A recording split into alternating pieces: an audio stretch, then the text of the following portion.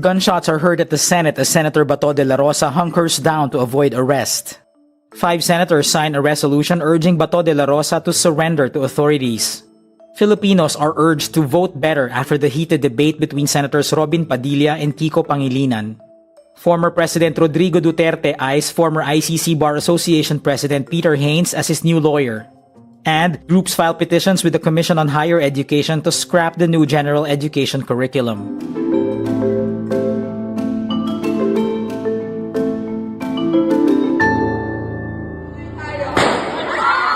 Gunshots are heard in the Senate building Wednesday evening where Senator Bato de la Rosa is hunkering down to avoid arrest. Armed personnel stormed into the right wing of the building moments before the gunshots. Senate security locks down the building and instructs reporters to exit immediately. Senate President Alan Peter Cayetano goes live on Facebook to confirm the situation as majority senators were holding a caucus. This is the Senate of the Philippines. May putukan na po dito. So sa lahat ng nakikinig, please, DND, DILG, what is happening? NBI, what is happening? Why are we under attack here? Acting Senate Sergeant at Arms Police Major General Mau Aplasca earlier said the Senate will not surrender De La Rosa unless there's a directive from a local court. So kung may pupunta dito, ICC warrant of arrest lang ang dala, hindi po ibibigay sa Senate. Hindi po, based on the instructions of the Senate President. So yung agreement naman namin with the NBI. Meantime, Senator Bato de la Rosa fails to get immediate relief from the Supreme Court as it withholds a temporary restraining order. The TRO would have blocked his possible arrest following a warrant issued by the International Criminal Court. The High Court instead directed respondents to file their respective comments within 72 hours of receipt of the SC resolution, excluding weekends. The justices will vote on whether or not to grant the TRO request only after receiving a comment and reply from the parties involved. De La Rosa has repeatedly said he will continue taking refuge in the Senate until the High Court decides on his petition. All this as the articles of impeachment against Vice President Sara Duterte are delivered to the Senate complex. 5 senators signed a resolution urging Senator Bato de la Rosa to surrender amid the International Criminal Court warrant against him. Senate Resolution number 395 urges de la Rosa to seek judicial remedies in accordance with the Constitution. The senators who prepared and signed the resolution are former Senate President Tito Soto, Senators Bam Aquino, Risa Ontiveros, Ping Lacson, and Kiko Pangilinan.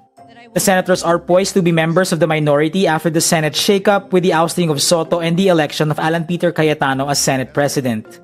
Meantime, De La Rosa sings the Philippine Military Academy hymn on his 3rd day at the Senate building. When bells for us are rung, and our last stops is thy virtues to display, Academy, oh hail to thee. He says this is to call for peaceful support from his fellow PMA graduates. De La Rosa belongs to the PMAC Nagtala class of 1986.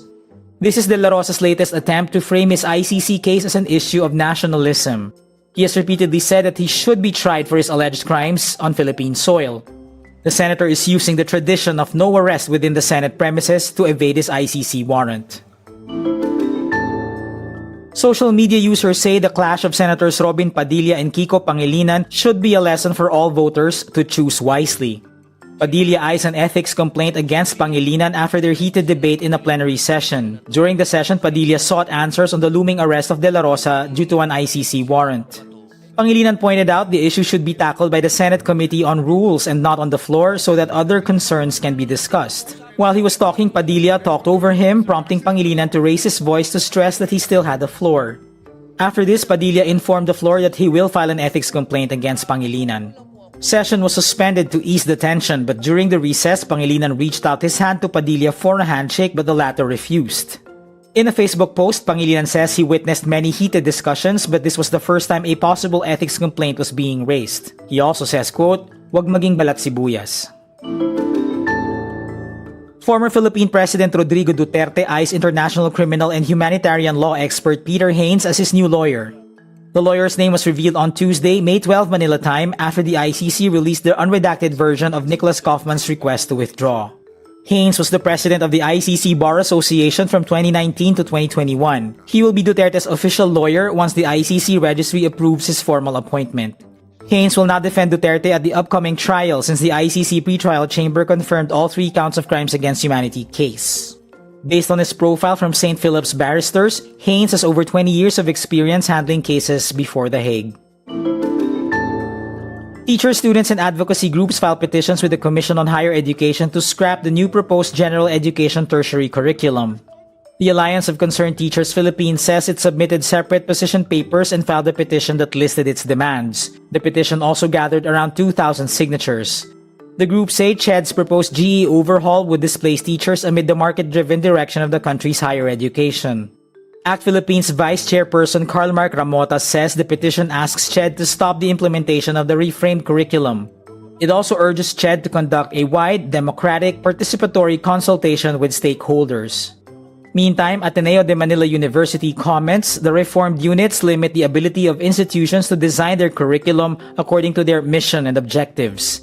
It also recommends the assumptions in the curriculum overhaul be reviewed realistically to inform the revisions of the GE better. And that's today's wrap. I'm JC Gotinga. Thank you for watching. Click the link below for the full story. For more updates, download the wRap.